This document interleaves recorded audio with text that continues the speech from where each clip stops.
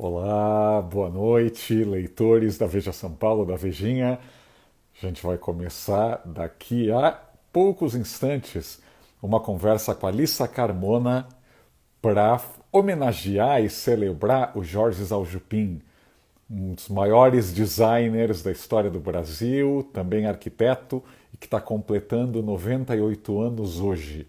Ele é literalmente o sobrevivente de uma geração de modernistas, dos modernos que revolucionaram arquitetura, design e tudo mais aqui no Brasil. Ele mora em São Paulo, eu vi uma foto dele hoje de manhã, todo animado, e a Alissa Carmona, da Etel, vai falar da importância dele com a gente. Já estou recebendo aqui, boa noite, Robson de Santa Bárbara do Oeste, bem-vindo. Tem bastante gente. Betinho, Sorriso, Eli Santana, como vai? Tudo bem? São mais alguns instantes, eu vou até marcar aqui o comentário sobre o que é o assunto, importância do design brasileiro, né? Tanto se fala das marcas brasileiras, mas o design é o que agrega valor a tantas e tantas peças, né? A gente devia até valorizar muito mais. E é o. Oi, Rafa, tudo bem? Desde Buenos Aires. Marilza, tudo jóia? Presidente Prudente, bem-vinda. Então é muito importante valorizar a. Ó, a Etel chegou, a Alissa chegou. Ela já vai estar entrando, hein? Só um segundo. Chamem os amigos, marquem os amigos, porque é muito legal conversar com a Alice e saber mais desse grande profissional do design brasileiro que está completando 98 anos hoje. 98, né? Grande, grande idade.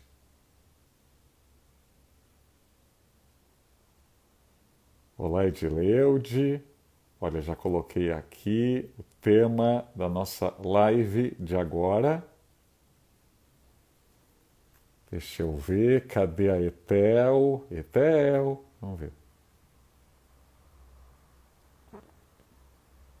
Estou chamando aqui. Vamos ver se Alissa, e a gente começa essa conversa agora. Quem tiver perguntas, por favor. Oi, Ô, Alissa, Raul, como tudo bem? vai? Tudo ótimo. Prazer falar contigo, direto da quarentena. Exatamente. Muito Tudo bem? ativa a sua quarentena, todos em casa. Muito, muito. Estou trabalhando mais que nunca. Eu sei, eu tenho Você também. acompanhado Você também, muito. imagino. Imagino. Aliás, a gente fez uma edição há 2 semanas, justamente sobre a casa quarentener, e é impressionante a repercussão que teve. As pessoas estão falando muito de design, de decoração, da casa, desse Não, eu fiz abrigo, né? muito. Eu fiz uma live sobre essa casa, sobre a sua capa da Casa Quarentena. Que maravilha. Eu fiz uma live com o Marcelo, que é um dos sócios, e até hoje, Perfeito. assim, que era muito para saber esse novo jeito de morar, né, Raul? Eu acho que a quarentena para nós, acho que era um período de uma mudança de era, quase para a gente se acostumar para ver como vai ser o futuro. Então, é mais do que nunca é importante essa discussão, esse debate de alto nível. Então, está tendo muita repercussão, mas parabéns, porque eu sei que você está muito ativo. Muito obrigado, muito obrigado. Aliás, teve até gente que não entendeu muito aquela capa. Ah, que absurdo no meio da pandemia. Eu brinquei, aquela casa era representativa da ideia de isolamento. Sim, Então, total. eu não mandei nenhum leitor ir para o meio da represa, ou ir para o mar, ou nem todo mundo tem os meios ou dinheiro para fazer isso. Mas é uma ideia, né? A gente está falando de isolamento, e você pode morar num apartamento de 20 metros quadrados, você tem que pensar justamente nesta época como fazer esses 20 metros quadrados mais confortáveis possível, mais acolhedores, e por aí vai, né? Cada Mas você espacinho. sabe que eu acho que essa capa foi até meio profética, usando um termo forte, Sim, porque muito se fala de refúgio, o mundo todo está falando. Você vê uma matéria agora, o pessoal de Nova York está saindo, indo para os subúrbios, indo para o refúgio, indo para outros lugares, e ela é completamente autossustentável, né? Além de claro. tudo, Você precisa morar num lugar muito pequeno, ela é pequena, 40 metros quadrados, com tudo funcionando e sendo autossustentável, e pode ser no meio do nada. Quer dizer, é um isolamento, ele é físico e psicológico ao mesmo tempo ali, né? É Foi verdade, muito é bacana. verdade. Mas que bom. Mas deixa começar. Eu estava explicando no início, antes de você entrar, que a gente está aqui para celebrar e homenagear os 98 anos do Jorge Zaljupin, que é uma belíssima idade, mas a gente tem que lembrar que desses 98 anos são décadas e décadas lutando pelo design brasileiro. Eu queria já começar a te perguntar como foi esse encontro da Ethel, a gente tem que lembrar a Ethel, sua mãe, como Sim, Jorge, e como que vocês começaram então a reeditar essas dezenas, né, de peças dele. sim, ele tem uma coleção. Hoje, hoje é um dia até muito especial, muito emocionante para nós estar aqui. Já tive com a Verônica, a filha dele, antes disso, Perfeito. e ele dá Eu um. assisti. Ai, que bom, que Eu ótimo! assisti, eu assisti. E dá uma sensação já de nostalgia, já de saudade, né? Porque o Jorge é o último dos grandes modernos, é o último. Verdade. E o encontro dele com o Etel foi muito bonito, e até a Verônica brincou na live, viu? Eu sou pontual, eu herdei disso dele. Porque foi mais ou menos dessa maneira. A Ethel Leon, na época, estava fazendo um livro chamado Design Brasileiro, de uma capa roxa, muito bacana. E ela trouxe para contar, para mostrar para minha mãe, eu estava junto nessa reunião, que ela queria lançar na loja, era tão importante resgatar, e eu já buscava estudar e via que tinha muito pouca publicação. Lá pelas tantas, ela tira, ela falou, olha, eu não vou te mostrar tudo, é um boneco, tudo, mas eu queria te mostrar uma peça de um grande arquiteto que está meio desconhecido, está meio esquecido agora, nesses tempos, mas que foi muito importante em São Paulo. Mas foi muito, fez prédios na Vida Paulista, tem uma coleção belíssima de mobiliário, mas agora está meio esquecido. Isso era anos 2000. Olha só. 2000 e pouquinho. Aí ela tira uma foto, uma página do livro, do boneco, era a poltrona dinamarquesa. A reação Uau. dela, ela fez assim, essa peça, eu tenho essa peça, mas eu tenho um sofá. Mas, nossa, eu comprei num brechó, achando que era tão perfeita, há anos até, naquela época não existia vintage ainda, era brechó, ali da Cardiaco Verde. E ela te comprou um esqueleto e ficou na nossa casa, ficou com ela há anos, ela levava. E ela falou, pera, a semana que vem eu trago. Aí a Eta falou, não, então eu trago ele aqui. Ele tinha 80 e poucos anos, na verdade, na época, ele tem 98 agora. Claro. Tinha quase 90 já. E ela falou, ele vem para cá para conversar. Aí na semana seguinte minha mãe trouxe o esqueleto do sofá dinamarquesa. Ele pontualmente, agora não lembro se era às 3 ou qual era o horário, mas eu lembro que era um horário preciso. Ele assim, mas deu 3:00, tocou a campainha, era o Jorge, ele entrou com uma bengala, tinha muita dificuldade para andar, um pouco, etc. E aí começou a primeira conversa, minha mãe mostrou para ele o esqueleto, ele falou assim, muito bonito, lembra muito a dinamarquesa, mas é falso. Como assim falso? Não, eu nunca fiz sofá. Eu só fiz essa poltrona. Eu não gostei da versão sofá. Mas, de qualquer maneira, estou vendo que a senhora tem uma loja, uma marcenaria muito bacana. Vamos começar a conversar. E aí, daí Olha só. começou a conversa. Em 2002, a gente passou a reeditar Jorge. Já vão para 18 anos que a gente trabalha junto. E aí foi muito bacana, porque para ele também foi um redescobrimento, foi um retorno. Ela foi à casa dele N vezes para fazer pesquisa junto com a Verônica, abrir as escrivaninhas, as mapotecas. E aí foi se retornando, foi revivendo a história dos maiores designers e arquitetos de São Paulo, que você viveu muito bem a arquitetura dele no seu livro, Claro. da Avenida Paulista, e do Shopping Fachada, do Shopping Morumbi, entre tantas outras coisas. Higienópolis, é. Higienópolis, muito. E aí foi um barato, começou essa relação que dura até hoje. E hoje ele muito bonitinho, fez uma foto bem com 98. E ele sempre disse que ele queria Fazendo bater ver. mais. Ver de Vitória. E ele sempre falou que ele tem esse humor muito, muito fino, assim, muito, às vezes até quase pornográfico, um pouco o humor dele. Mas ele tem essa paixão pela vida e essa delicadeza e essa elegância, acho que ele transferiu para tudo. Mas foi assim que começou a história de Etel com ele e não parou mais. Que maravilha. Deixa eu te perguntar, isso me deixou muito curioso, porque hoje os móveis do Zaljupin são supervalorizados aqui e no mundo. Aqui você acredita que ele tenha ficado esquecido aí por um período? Ou seja, não só aí quando a sua mãe o conheceu, mas nas décadas anteriores. Ou seja, é uma coisa da geração, é uma coisa que o design brasileiro ainda não era valorizado. Como você explica esse esquecimento?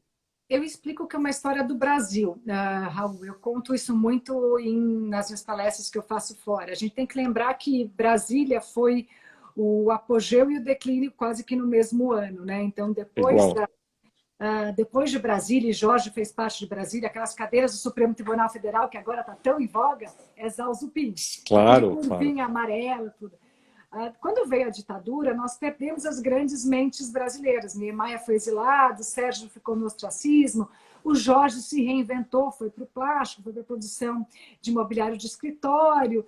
E aí foi se perdendo, apesar do contrassenso total, e o Brasil é cheio de contradições e paradoxos, que era o milagre econômico da década de 70, as exportações, foi justamente ao contrário. E nós, como brasileiro, que a gente valoriza muito pouco o passado, até porque a gente não tem um passado tão grande, a gente passou a olhar só o que era de fora.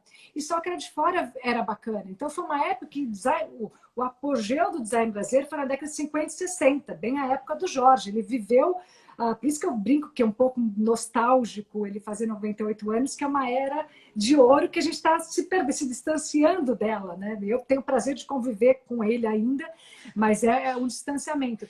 E aí veio a ditadura, a gente perdeu tudo. Então, de repente, quando eu era garota, você também, a gente tinha assim, Biedermeier, tinha Móvel Inglês, tinha muita cópia, mas não tinha Zalzupin, não tinha mais Terreiro, não tinha mais Lina.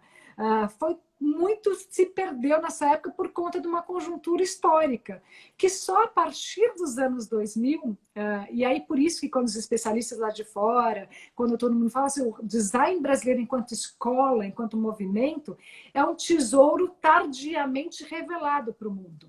Então, passou como uma grande descoberta, porque em que outro lugar do mundo tem um conjunto de tão importantes autores com tanta qualidade estética. Então, a gente está falando assim, eu consigo enumerar 10, 12. O Jorge é um dos grandes deles, mas temos Niemeyer, temos Zalzupin, temos Zanini, temos Lina, temos Sérgio Rodrigues, temos tantos outros aí. Tem vários. Terreiro, que foi o pai, né? Zanini. Zanini, o pai do mobiliário moderno. E tudo isso se perdeu. Então, eu acredito muito isso, essa conjuntura histórica que a gente viveu. Claro. Aliás, a filha do Zalzupin está aqui na live, estou vendo a Verônica aqui. Oi, Verônica, parabéns para o papai. Ia te perguntar, justamente, interessante a gente reconstruir isso. E o que você acha que mudou nos anos 2000? Porque não só houve esse resgate interno, mas é como se o mundo também começasse a olhar. Aliás, eu acho que é algo importante de destacar, né? Você, Lissa, você tem um grande trabalho fora, e como é importante saber promover o Brasil fora, né? Muitas vezes, na maioria das vezes, a gente não presta atenção para isso, né? Como essa chancela externa, de alguma maneira, influenciou a valorização interna? Eu acho que foram um pouco das duas coisas juntas. E você tem um papel muito importante como jornalista, como difusor da informação, Raul. Primeiro, a gente só valoriza aquilo que a gente conhece. Então, eu fui muito a fundo estudar. Então, a partir do momento que eu saí do mercado financeiro, comecei a trabalhar com design, eu fui entender o que era design. Quem era o designer? E vi que ninguém sabia nada aqui, que não tinha livro em português. Eu lembro no início dos anos 2000, eu batia na porta do MAD, fui em outros museus em Nova York, levando o livro da Maria Cecília, que a gente já conhecia, que tinha sido lançado na Etel também em 93, em português. E era xerox, porque era edição esgotada. E aí falava assim, tipo... Não ajuda. O que você está fazendo aqui, né? Não tem nem inglês e é xerox, que eu não consigo nem comprar. Então, eu comecei a tentar batalhar para poder entender. Para mim, era uma qualidade, uma beleza essa história. E aí, eu fui desde então. A primeira feira que a gente faz, enquanto Etel, foi Cláudia e Etel, foi em 93, no ICFF em Nova York. E a peça da Cláudia foi capa do New York Times já. Então, o design brasileiro tinha muita qualidade, mesmo no contemporâneo, mas ninguém sabia. Então, todo mundo olhava com uma coisa meio exótica. mas mesmo no Brasil. Então, a gente começou a colocar um pouco aí, eu vou usar um termo bem popular, um jargão, dar nome aos bois. Olha, isso é Zalzupin, isso é Tenreiro, isso é Niemeyer, isso é Cláudio, isso é Theo, isso é Carlos Mota. Por que que é importante? Tanto que a gente era meio criticada, falou assim, tudo lá tem nome e sobrenome. A gente fala, claro, tem tudo autor. Aí eu comecei a trabalhar, então como a gente começou muito cedo com essa parte de exportação, a gente fez a primeira feira em 93. Aí eu contei até essa história recentemente. A gente, no Brasil pequeno, fechado, eu falo que é tempo do Cassex, não tinha, assim, para poder exportar, foi uma operação de guerra. A gente fez um catálogo, que era um livro feito à mão, Raul, com foto, feito pelo Kiko Farcas, com as fotos Uau! coladas, encadernada. Era uma obra de... A gente levou 50 ou 70 para a ICFF, onde as pessoas chegavam, era uma feira industrial, queriam comprar assim, 1.000, 2.000, 100. Eu olhava para a Cláudia, para minha mãe e falava assim, nossa, legal, muito bacana. A gente viu que a gente tem um nicho de design brasileiro contemporâneo na época, não era nem um design moderno. As Claro. madeiras brasileiras, o traço da Cláudia tinha um apelo muito grande. Mas a gente não tinha a menor condição de participar do mercado externo. A gente voltou, aí eu falei, bom, tem uma oportunidade aqui, fiquei apaixonada por design, não voltei para o mercado financeiro e falei, eu preciso me informar, preciso aprender, preciso estudar. Aí que eu mergulhei, na sequência, no ano seguinte, teve o livro do Branco e Preto, da Marlene Caiado, em 94, Perfeito. que tinha uma matéria no jornal do César Job, na verdade, a coluna do Estadão na época, que ele dizia, se tem alguém que poderia trazer de volta esses móveis, esse alguém seria Etel, porque a gente tinha uma qualidade, um resgate da escola Liceu de Artes e Ofícios, da maneira de produzir, muito bacana, mas produzia contemporâneo. A Etel não começou com os modernos, a Etel começou com os contemporâneos, com a Etel e com a Claro. Cláudia. Aí demorou tanto tempo, a gente ficou pesquisando, aí veio o livro da Maria Cecília, que em 2000 a gente passa a reeditar Branco e Preto, mas daí Ah. já com uma metodologia. Mas antes disso eu tinha feito 98 a Feira de Nova York, eu tinha feito 2000, sempre pela qualidade do desenho, do traço, mas pelas madeiras, pela forma de produzir, isso já encantava, Raul. Então, isso já tinha uma semente. E aí, a hora que vem nos anos 2000, a hora que eu já tinha adquirido, que a Etel já tinha todo esse repertório de recuperação do design moderno, a gente conseguiu mais literatura, aí foi uma maneira de trazer para fora. Quando os especialistas de fora passaram a ver aquela beleza, as peças de terreiro, e antes tinha alguns que vinham assim, um ou outro galerista que vinha comprar em brechó, comprando muito barato, as peças jogadas fora de terreiro. Quantos casos você conhece de famílias que jogaram tudo do terreiro, que era sucupira, era madeira escura, e a moda virou pau-marfim, virou não sei o quê? Não dava importância, né? Nenhuma. Então, acho que a chancela de fora, ela veio um pouco, no caso do design brasileiro, um pouco da construção também do mercado interno. Mas o mercado interno, a hora que recebe essa chancela de fora, que vê na capa do New York Times, que veio começando a surgir aqui ou lá matérias sobre design brasileiro, olha e fala, nossa, mas isso é brasileiro, então isso é importante. Isso... Então, tem ainda um pouco a nossa síndrome que o Darcy Ribeiro gosta de colocar muito, de valorizar muito mais o que vem de fora para cá. Aquela síndrome canina. Exatamente. Aquela síndrome canina, sim, sim. Mas foi um pouco junto, assim, não foi só a chancela de fora, não. Acho que foi um redescobrimento para nós mesmos aqui, para o nosso mercado. Mas queria te perguntar, tem uma outra coisa que eu acho importantíssima de lembrar sobre o Jorge Zaljupin. Elas quem está entrando agora na live, a gente está aqui celebrando os 98 anos do pioneiro e sobrevivente do modernismo, o grande designer e arquiteto Jorge Zaljupin. A gente tem que lembrar que no final dos anos 40, a Lina Bobardi, o marido dela, o Pietro, e o Giancarlo Palanti criaram o Estúdio da Arte Palma e a fábrica Palbra, que era aquela ideia de você industrializar um design feito no Brasil, um design brasileiro. E essa experiência durou menos de 3 anos, teve pirataria, falsificação, as pessoas não queriam pagar o preço mais caro, havia essa ideia que qualquer coisa de estilo europeu era melhor que o moderno, desenhado pela Lina e pelo Giancarlo.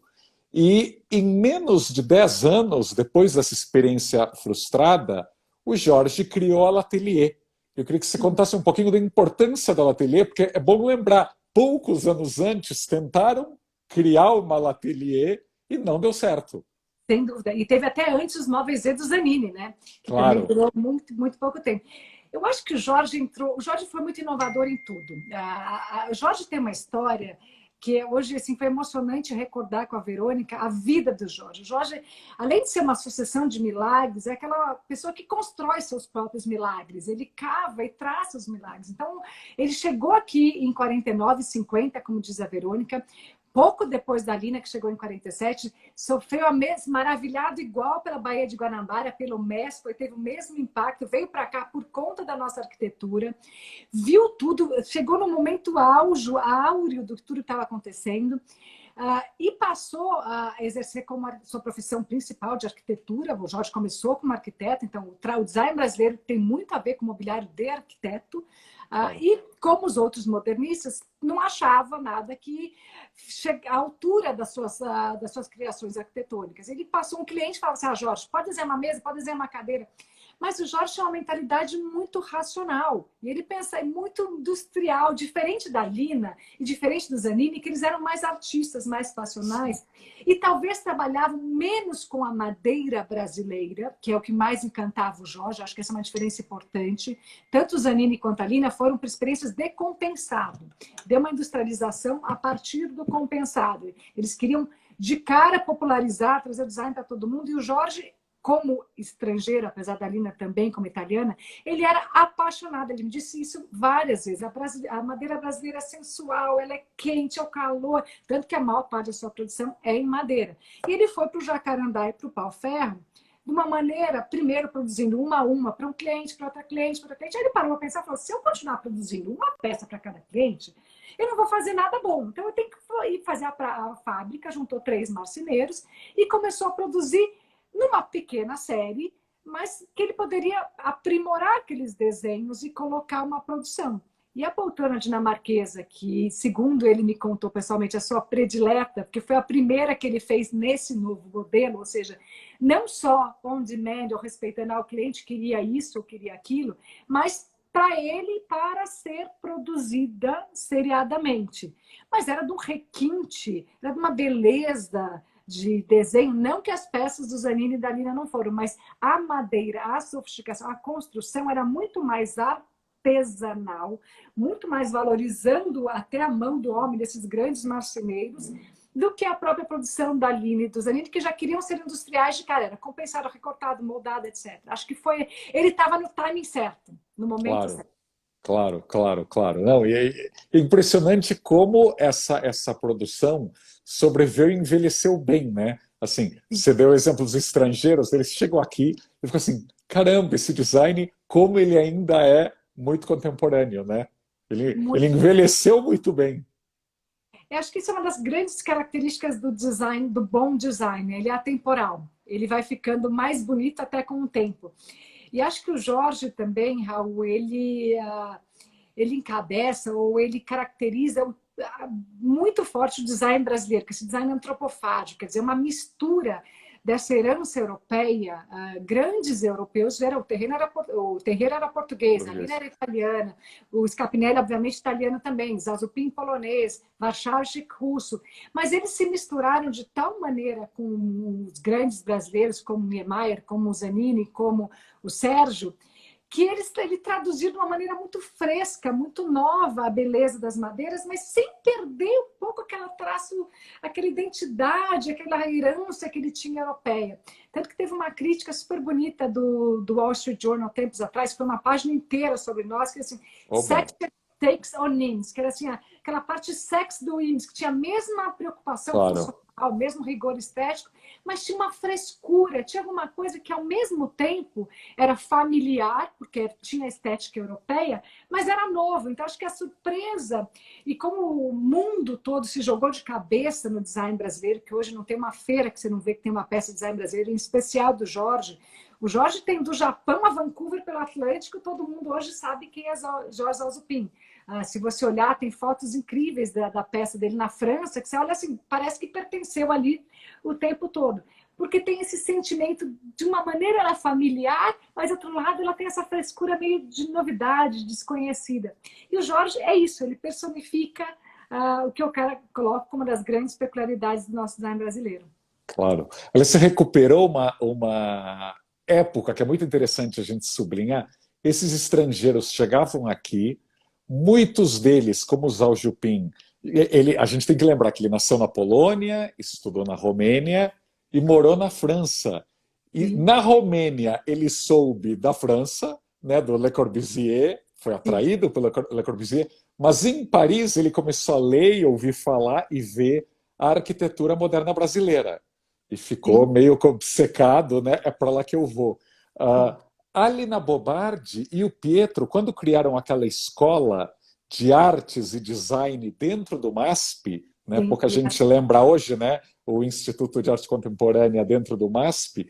Eles chamaram vários professores, né? Tava todo mundo lá, Thomas Farkas, Rino Levi e companhia. E eles fizeram, a Lina organizou um desfile de moda brasileira.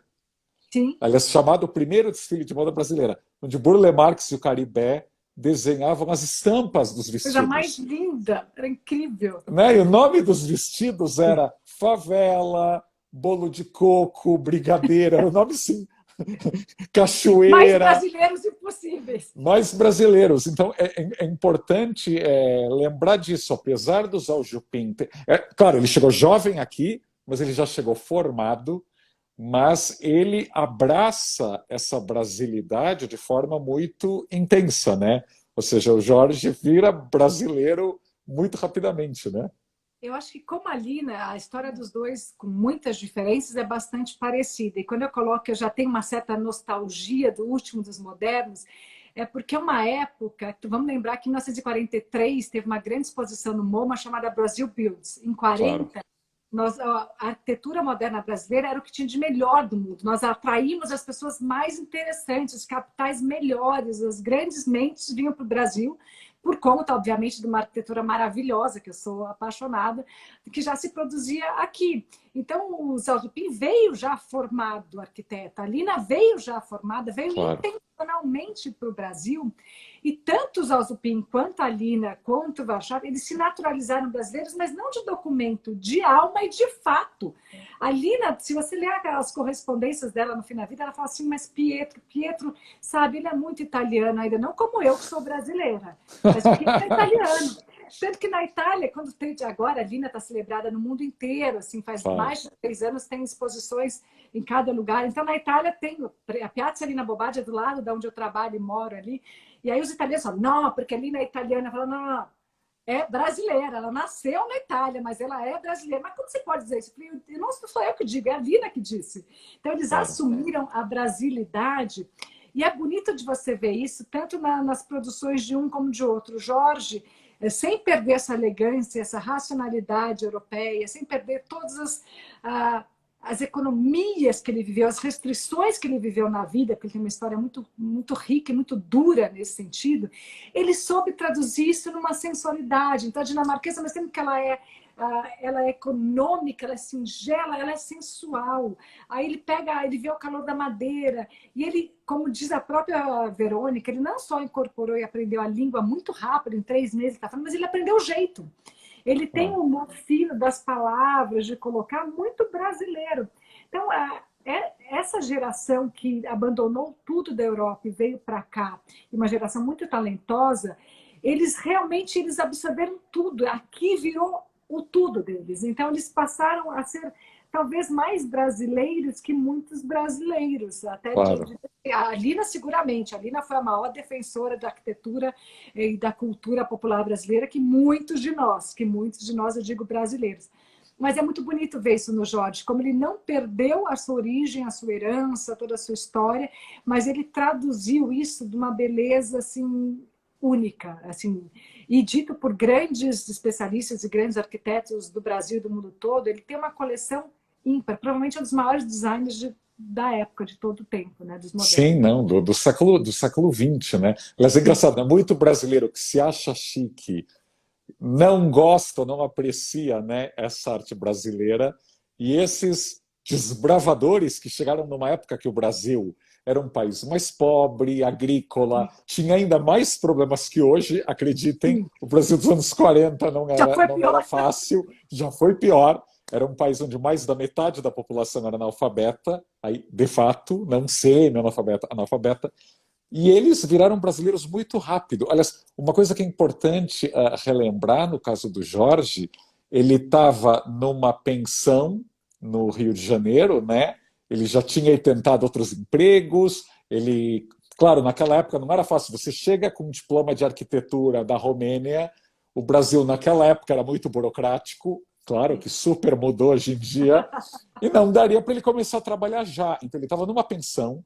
E ele descobriu que no Copacabana Palace estava um conterrâneo dele, o grande arquiteto Lucian Korngold, que era talvez um dos maiores arquitetos de São Paulo, que já tinha projetado aquele arranha-céu branco lá no Anhangabaú, atrás do Teatro Municipal, né, o CBI Esplanada, e o Korngold estava no Copacabana Palace. Aliás, diz muito do como um estava e outro estava, né? O Zal Jobim, o jovem, num quarto de pensão perto do porto, e naquela época o Porto do Rio era uma zona complicada, e o Korngold estava lá no Copacabana Palace. E o Zal Jobim vai lá no Copacabana Palace pedir emprego, com a cara e com a coragem, né? E o Korngold diz, e cadê o seu portfólio? E o Zal Jobim tem que falar, né, muito modestamente, olha, desculpa, mas as pranchas que eu tenho com os meus desenhos, eu preguei na parede porque a pensão é meio barulhenta. Né? Ele não quis explicar quais eram os ruídos que vinham dos outros quartos, porque era uma pensão, digamos, movimentada. E o Korngold topa ir com o Zal Jobim na pensão. E aí o Korngold e o Zal Jobim vão para a pensão, e é engraçado, porque o Korngold chega na pensão, vê as pranchas do Zal Jobim e diz, está contratado, você pode começar quando? E o Zal Jobim pede assim 2 ou 3 dias, o Zal Jobim vem para São Paulo e o Korngold vai recebê-lo de carro no aeroporto de Congonhas. Aliás, diz o Zal Jobim no livro, aliás, que você citou hoje na live com a Verônica, né? Naquele livro ele conta, primeiro, ele não queria sair do Rio, claro. Segundo, ele chega em Congonhas, ele ficou muito agradecido, imagina o Korngold de carro buscá-lo, mas ele falou, todas as ruas eram de terra. Só quando eles chegaram na Avenida Brasil, que era asfaltado, o resto era tudo de terra. E o Korngold achou uma pensão para ele, de poloneses, já tinha onde ele comer, refeição. Às 6 da tarde, terminava a jornada no escritório do Korngold. O Korngold chegava para o Zal Jobim e dizia, agora você vai para casa. E o Zal Jobim, como imigrante, ele queria trabalhar 24 horas. Agora é hora de você ir para casa. E mandava ele para a pensão. Então, você imagina, né, esse choque de, a gente está falando 49 e 50, aliás, isso já é 1950, 9 anos depois ele já tinha l'atelier e já tinha projetado vários prédios com o Korngold, né? Aliás, alguns até arranha-céus. Sim, não, mas eu acho que isso diz muito, até desse próprio livro, uma coisa que é muito peculiar e que me marcou muito na vida, na personalidade do Jorge, convivendo com ele, lendo, quando ele trouxe essa autobiografia para eu ler, além desse humor fino, né, de ele contar pormenores até bastante engraçados e complicados do Brasil, ele era muito determinado e fez tudo muito rápido. Tudo na vida do Zal Jobim foi muito rápido. Quando ele consegue chegar na Romênia escapando dos horrores do Holocausto, ele aprende o romeno em 3 meses. Quando ele chega em Paris, ele aprende o francês em 2 meses. E aprende, falar bem. Quando ele chega em São Paulo, já no Rio, ele já sabia se virar no português. Quando ele chega aqui em São Paulo, ele já falava o português. Ele já estava super bem. E em menos de uma década, enquanto as coisas duravam, ele consegue sair assim, de um arquiteto de projetar arranha-céus até a fábrica mais avant-garde que foi de imobiliário, que até hoje, nos anos 2020, eu olho para aquelas peças e falo, como ele fazia isso? Ele tinha máquina de micro-ondas para secagem de madeira. Ele tinha, e foi o cara que trouxe plástico para o Brasil, quer dizer, para fazer a primeira cadeira de plástico. Ele teve showroom em Nova York. E mesmo quando dava errado, dava certo. Ele virava a página e falava, vamos embora. Estava com a mulher em Nova York, falou, bom, não deu certo o showroom, as madeiras mexeram, a gente pegou um monte de disco, eu curti um monte de jazz, agora vamos para a próxima, vamos para o outro. Então, acho que essa resiliência, ao mesmo tempo, essa profundidade que ele faz as coisas, me impressionou muito. E eu até comentei com a Verônica hoje, até para os tempos difíceis que a gente está vivendo de quarentena, que do dia para a noite nossa vida mudou, E ele percebia muito rápido, ele percebeu muito rápido quando a história estava complicada ali na Polônia para poder sair. Ele sacou o código super rápido e falou assim, olha, não tenho, você topa, vamos lá. Ele já foi para o Rio. Ele tinha uma velocidade, um desprendimento que eu acho que, como diz a Verônica, perdeu a forma. A gente não vai ver outra pessoa assim. Impressionante, né? Aliás, acho que no início do livro dele, aliás, acho que alguém aqui perguntou, a Lu Kobayashi, perguntou o nome do livro dele. Ah, você está com ele aí, ótimo. Porque Maravilha. o título é muito engraçado. Muito, é a cara dele.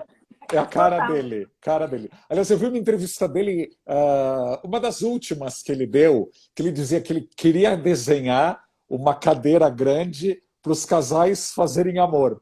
Não sei se você viu isso. Eu não só vi quando ele falou isso para minha mãe. Ele Ah, falou, bom! E que ele ia na chamar verdade, a cadeira, ele ia chamar a cadeira de trepadeira. exatamente. Na verdade, ela falou, depois que ele fez a Verônica, que a história da poltrona Verônica é uma história muito bonita. Então, a gente Sim, tem reedições do Jorge, que são peças desenhadas pelo Atelier na década de claro. 60. E a gente tem uma edição de uma peça nova que ele desenhou a Verônica no final dos anos 2000, 2008, mais ou menos, a partir do zero. Então, era a primeira peça que ele voltava a desenhar depois de 30 anos, 40 anos. E ele virou para mim e falou assim, Théo, você só gosta das coisas velhas, por que só quer olhar para a sala? Você acha que eu não consigo desenhar ainda? Eu estou super bem. Aí ela falou, claro, vamos desenhar. E ele queria ser, na época passadas, ele era apaixonado por carro, é apaixonado por carro, e queria muito fazer uma poltrona que tivesse o conforto da Mercedes, da minha mãe, na época que ele ia com ela para a fábrica, com aqueles bancos todos arredondados, tudo, etc. E ele fez a Verônica nesse sentido, essa é uma peça nova. E aí depois a Verônica continuou um pouco esse papo. E não sei por que chegou numa namoradeira. Você estava falando da namoradeira do Zanisa. Aí ele falou que namoradeira, agora o que tem que fazer é uma trepadeira. Aí ele olhou e falou assim, e agora? Será que pode repetir, não repetir? E depois falou, não pode publicar. Aí essa entrevista Oh, deu bafafá na época, mas ele sempre teve essas sacadas. E o título da autobiografia dele, que é Desse Asterisco para a Lua, na isso, verdade o Luiz não é o Fonterota título escreveu aqui original. pra gente. Quando era literal. Aí eu falei, Jorge, eu não consigo nem falar, não dá nem para eu... Ai, como você é pudica. Por quê? E ele assimilou tanto a história do Brasil que a gente fala, nascer de bambam virada para a lua é você ter Claro. muita sorte. E ele queria contar que a vida dele é uma sucessão de milagres. E, de fato, ele conta um milagre atrás do outro. Uma pena que ele para isso quando ele tinha 85 anos, ele está com 98, tem mais 13 anos de milagres aí. Que eu Claro, falei para a claro. Verônica que precisa trazer isso de volta. Mas acho muito bacana isso da Verônica e da família deles, essa história de humor. Já colocou assim, mesmo nos tempos mais difíceis, ele viveu muita coisa difícil, que a gente nem imagina quanto difícil foi. Ele não deixou esse humor de lado, essa alegria e essa história de quase cair, quase morri, mas vamos para o próximo, vamos fazer. E essas brincadeiras, assim, esse lado dele de brincar com o Brasil, brincar com essa questão mais engraçada. Claro. Aliás, vou aproveitar que tanto a Etel, a sua mãe, quanto a Verônica estão aqui na live. Aliás, agradeço a ambas aí a presença. É muito raro no Brasil, eu posso falar porque quando eu pesquisei o meu livro, talvez a maior dificuldade foi convencer filhos e netos daqueles grandes arquitetos dos anos 50 que as obras dos seus papais e vovós eram incríveis. Porque a grande maioria jogou fora fotos, jogou fora maquetes, não guardou nada, amarelou, tinha traça. As pessoas não valorizavam esse passado. E isso se estendeu à academia, à universidade, à B, etc. Tanto você, Lissa, continuando aí o incrível trabalho da sua mãe, como a Verônica, ainda são, eu queria que você falasse um pouquinho sobre isso, ainda são uma raridade. Eu não falo só da arquitetura ou do design, né? Nós não somos só um país desmemoriado per se. A gente não tem essa coisa de guardar, de cultivar, de tentar passar para as gerações, até o que é muito importante, né? Sim. Não, isso acho que foi uma das grandes dificuldades, Raul, que eu tive como você para poder entender a história do design brasileiro e que a Etel, como a minha mãe, como que começou tudo isso para poder reeditar, e a própria Verônica para a gente poder fazer o livro. Muitas das coisas se perderam.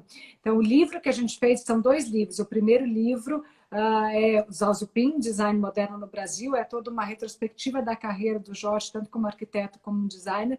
Muito pouca coisa, entendeu? Muito se perdeu. A gente, para conseguir assim, aqueles anúncios fantásticos que ele tinha, porque até os anúncios do Estadão tinham esse lado de humor, a gente conseguiu porque estava no Estadão, mas assim, mesmo não tinha um original.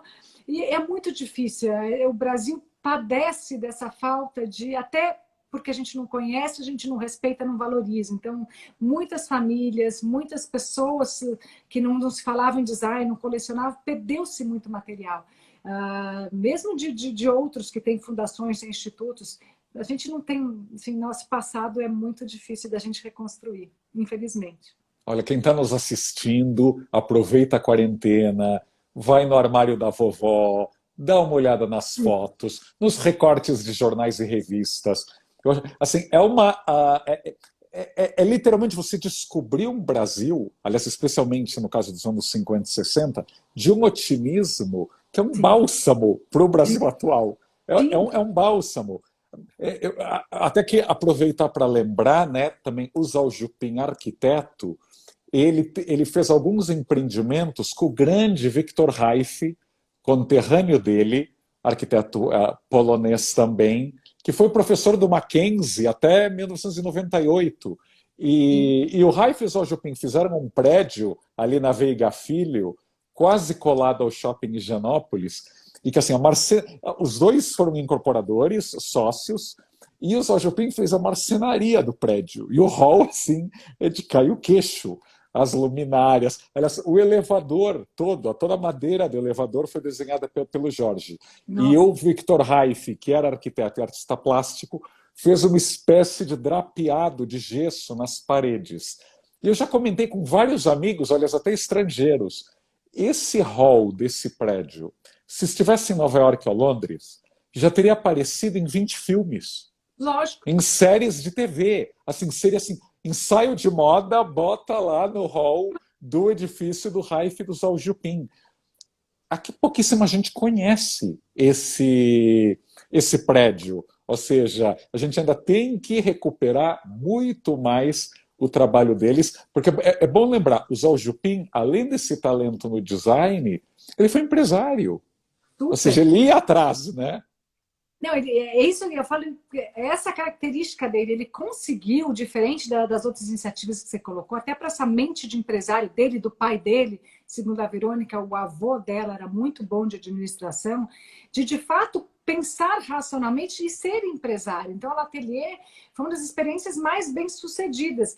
E eu sempre brinco assim, quanto mais a gente treina, mais sorte a gente tem. Então, os milagres do Zhao Zupin foi porque, quando eu falo que ele é um criador de milagres, é isso, ele ia atrás. Então, assim, não é aquela coisa de ficar esperando, vendo, tinha uma dificuldade, em vez de ele desistir, ele perdeu os perfumes, porque essa pessoa que era advogada nunca pagou, ele falou, tá bom, o que eu começo, o que eu faço aqui? Aí saiu da Prumo com o pai dele, depois virou o Grupo Força, depois fechou, depois voltou, depois fez outro, depois foi para o Flá. Mesmo durante a ditadura, onde parou um pouco, ele continuou ativo, então acho que ele foi muito atrás. Ele conseguiu trilhar o espaço dele, cavar, por sorte nossa e por sorte do design brasileiro, a conseguir fazer tudo isso, por essa personalidade que ele tinha de realmente ir atrás, não desistir e fazer. Acho que mais, sobretudo, o Zhao Zupin fez. Ele, assim, como arquiteto, foi incrível, todas essas obras que você citou. Como designer, então, nem se fala, porque é uma coleção vasta e são só obras-primas. Uma vez o Isai, a Etel perguntou para eles, uma cadeira, não sei o quê, para você desenhar. E a gente estava no lançamento do Zhao Zupin, falou, Etel, depois do Zhao Zupin, para desenhar, para projetar, é tudo tão difícil, porque assim, é o suprassumo, quer dizer, ele foi e foi no limite, ele foi no limite de curvar a madeira, de secar, de fazer, de testar, tanto que chamava L'Atelier por ser um laboratório, né? Tem que lembrar que ele foi para quem não lembra daquelas jarrinhas que tinha aquela maçãzinha Eva, aquelas alzupinha, o Putz-Kit, a gente associa só hoje os móveis de madeira, mas ele foi além, ele foi um super empresário, chegou-se bastante grande com relação a isso. Então, ele mostra um Brasil que tinha esse empreendedorismo que dava certo, que tinha estética, que tinha a correção, que é por isso que assim, a gente já fala com muita saudade dessa época toda, né, Raul? E deixa eu te perguntar, e aí quando a situação no Brasil piora, ou seja, aquele milagre econômico com pés de barro da época dos militares, a gente tem que lembrar que durou alguns anos, mas nós já crescemos com a ressaca daquele milagre econômico, né, corrupção, inflação Total. e diversos problemas. Depois ele foi para Nova York e foi para Paris. Você podia contar um pouquinho dessas outras vidas do Zhao Jupin? Eu acho que Depois aí Nova de... York, a Verônica me corrige um pouco. Nova York foi muito rápido, foi para montar o showroom, e foi uma experiência de meses, não deu certo, desfizeram, venderam os móveis lá e voltou ele e a Anete para cá. Para Paris já foi um pouco mais para frente, já tinha vendido ateliê, o Grupo Forte já tinha fechado, já vendido o ateliê, e foi um momento que veio o plano Collor e a desilusão de novo com o Brasil. Né? Então a gente sabe que depois desse voo de galinha que a gente teve, ou desses pés de barro, foi muito difícil as coisas se engrenarem. Ele ficou quase 10 anos lá. E segundo a Olha própria só. Verônica colocou, por mais que no início foi muito bacana, foi uma homenagem, um presente à Anete, para a Anete, a mulher dele, francesa, se reencontrar com os familiares, ficar perto da mãe, tudo. No início foi muito interessante, como todo começo é muito bom, mas depois entrou numa fase um pouco melancólica, porque ele foi muito grande, muito importante no Brasil e ainda é.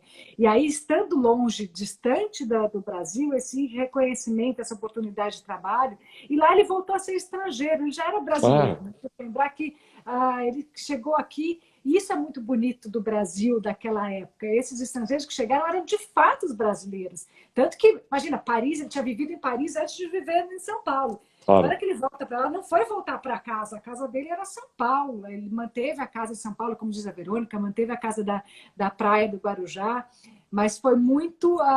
Foi um período bom, mas foi um período também melancólico dele, que ele fez muitas coisas também de artes, porque ele vem daquela geração de belas artes, onde ele era arquiteto, onde ele era designer, mas ele também fez algumas obras de arte, como fez alguns outros.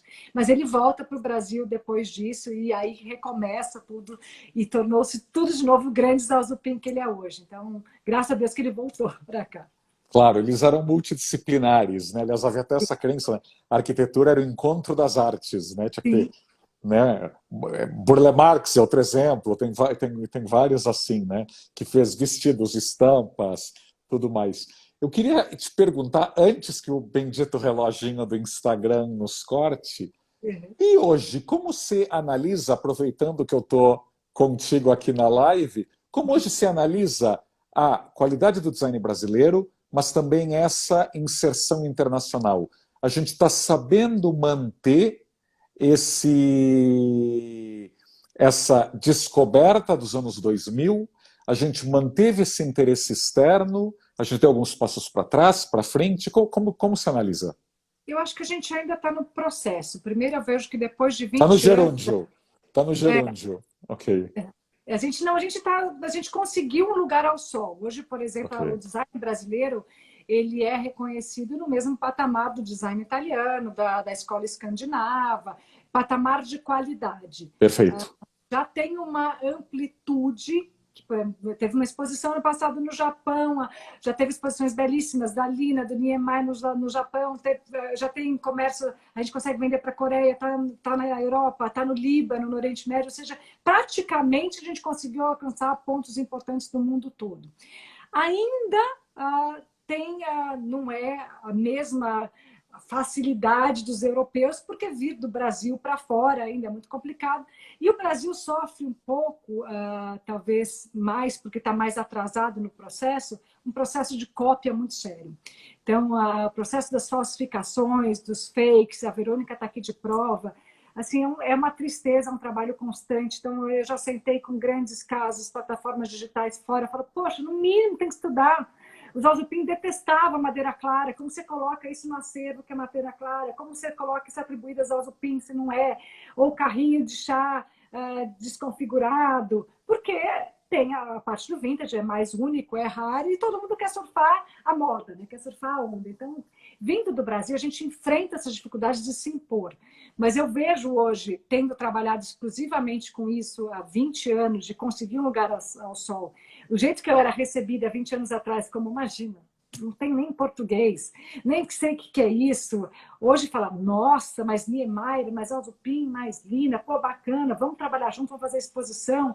Com quem eu falo, coloca a Fundação Niemeyer em contato para ver as ameaças, as oportunidades. A Verônica, toda hora trago de fora para a família do Zanini, para o Instituto Bardi. Então, só olhar a exposição que tem a Lina. Mas a gente não pode sofrer da síndrome de vira-lata, do Darcy Ribeiro. Eu lembro, porque existe um mundo se apropriando da nossa cultura. Eu fui há 2 anos atrás, 2018, convidada pela Interne e pela Embaixada do Brasil para fazer a instalação do Brasil dentro do pavilhão da Universidade Católica de Milão, que é a instalação mais importante que tem. E eu fiz uma linha do tempo. Eu falei, a gente precisa colocar os grandes mestres modernistas e vamos colocar que eles são brasileiros, que a Lina Bobardi, de propósito, em Milão, na terra da Lina. Que Lina Bobardi é brasileiro, que Zalzo Pinha é brasileiro, que Tenreira é brasileiro, mesmo não tendo nascido no Brasil, e aí Niemeyer, Sérgio Rodrigues, e foi um mega sucesso. A Interne faz uma conferência de estampa, uma conferência de imprensa gigantesca. Eu estava do lado do embaixador, nós éramos representando o Brasil, eu estava ali representando o Brasil como país.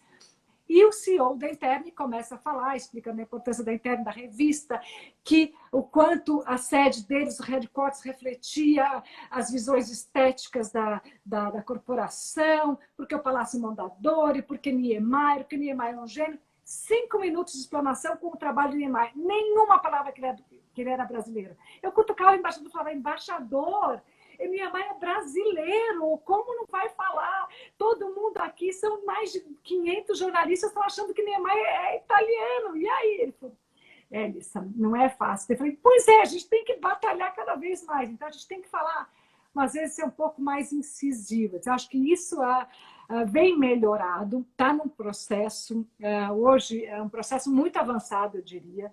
Basta olhar, por exemplo, a quantidade de exposições sobre os grandes mestres, e a quantidade de publicações ou feiras que você vai, ou leilão, que tem design brasileiro.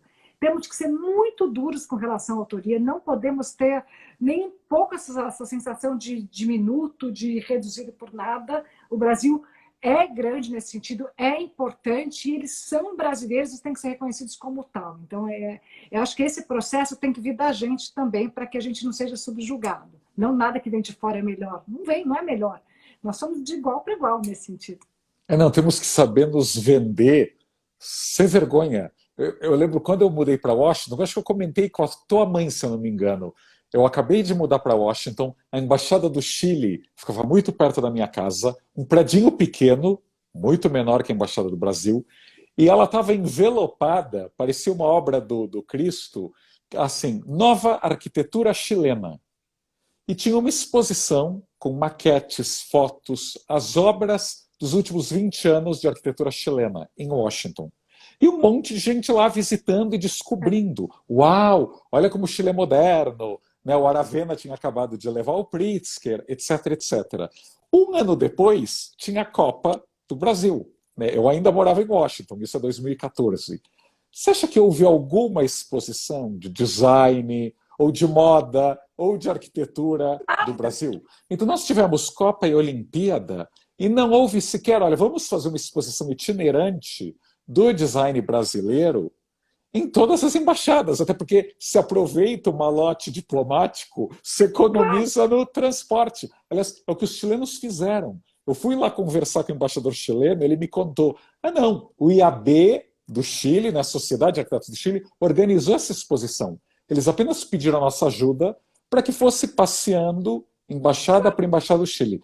Nós, às vezes, ou somos muito tímidos, ou A não conversa com B que não conversa com C, às vezes no mesmo governo, mas assim, se a gente não acreditar que o que a gente faz é muito especial, fica muito difícil vender e promover, né? Muito, mas eu acho que é um pouco isso, Raul, falta essa articulação. Eu estava em Tóquio por conta da exposição que a gente fez com uma galeria de vintage japonesa dentro da embaixada. E o embaixador Eduardo falava assim, isso aqui para o Japão, o que é importante, o que eles respeitam, porque o Japão é um país difícil, é design e arquitetura brasileira, é isso que a gente tem que trazer. Eu falei, mas a gente tem assim, os melhores do mundo, o Niemeyer é o Pelé, é o cara mais conhecido, você vai para qualquer lugar do mundo. Você pergunta de arquitetura, o cara fala assim, Niemeyer. Provavelmente é o número 1. E ele é brasileiro. E a gente não fala. E não é que precisa de muita coisa, precisa de uma articulação somente. Eu estava num congresso muito tempo atrás, isso assim, do início dos anos 2000, e cada um falando. Aí tinha a Venezuela dando uma super apresentação em inglês, numa arquitetura, e falava, nossa, eu nunca soube que tinha tanta coisa na Venezuela. E nós nada, não tinha nada, porque não tinha uma publicação em inglês, Raul. Se você olhar a publicação que volta para a história do design e da arquitetura, não tinha inglês. Então, assim, Monoglotas. Então, um pouco a gente não sabia, a gente precisa de, mesmo com todas as dificuldades agora, o Brasil precisa urgentemente de comunicação. Mesmo na questão da Amazônia, mesmo na questão de outras coisas, a mensagem que chega lá fora é totalmente distorcida, ao ponto de achar, na França, então, que Niemeyer fez as obras importantes, o Partido Comunista, etc., é Niemeyer, ele é francês e ponto. Eles acham que Picasso era francês, né? Não, é verdade, é verdade. A gente tem que ter essa crença. Aliás, você falou de Tóquio. Nessa época, tanto a exposição do Niemeyer, quanto a da Lina, quanto a do Paulo Mendes da Rocha, que a gente não citou, o nosso embaixador lá era o André Corrêa do Lago, que adora arquitetura. Ou seja, você ainda tem que depender, assim, às vezes é uma pessoa certa. O problema é que normalmente estão as pessoas erradas nos cargos de comando, né? Mas você vê um embaixador que gosta de arquitetura e design brasileiro, a quantidade de coisas que ele fez lá no Japão. Eu vou te contar um detalhe, uma curiosidade do André aqui, de agora, do ano 2020. O André fez o prefácio do livro que eu organizei, de Zalzupin, foi escrito por André Corrêa do Lago. O André saiu do Japão, está na Índia. Em Nova Delhi. Nova Delhi. E eu conheço muito pouco da arquitetura da Índia e sabia muito pouco do interesse dos indianos pelo Brasil, pelo design brasileiro. Desde que o André mudou, para ver como uma pessoa, uma andorinha pode fazer um verão, foi para Nova Delhi, a gente passou a trabalhar com a Índia para design brasileiro, no meio dessa pandemia, obras indianas, arquitetos importantes indianos comprando Zalzupin, comprando Zanini para entregar a Índia. Aí até brinquei com a Cláudia, falei, Cláudia, com certeza deve ser obra do André. Mas é isso, falta. Quando você me pergunta como está, somos nós, Raul, é você ao escrever o livro São Paulo nas Alturas, para todo mundo conhecer e fazer esse circuito por São Paulo, é olhar e ver e reconhecer e valorizar. Entendeu? O que a gente tem aqui é importante. Você vai chegar lá fora e comprar a briga para italiana, que italiano quer me matar, que eu falo que Lina é brasileira, e fala, é sim! Brasiliana! É sim! Entendeu? Então, a gente tem que gostar, a gente tem que primeiro valorizar, gente. Primeiro, o respeito tem que começar aqui. Então, assim, pessoas como André, como Eduardo Savoia, que agora é embaixador do Japão, assim, a exposição foi inteira em japonês. Foi assim, um sucesso. O próprio Rafael da Embaixada, que fez aqueles cartões, fez aqueles mangás de design brasileiro, que viralizou, é obra de uma pessoa, de uma iniciativa. Então, começa aqui, começa com... Por isso que, assim, pessoas como você, que tem uma voz, uma abrangência, um alcance de voz, a gente tem que colocar essa história para frente, com muito orgulho do que esses brasileiros, como o brasileiro Jorge, que não é mais Jersey, é Jorge, é brasileiríssimo. Salve, Jorge! Salve, Jorge.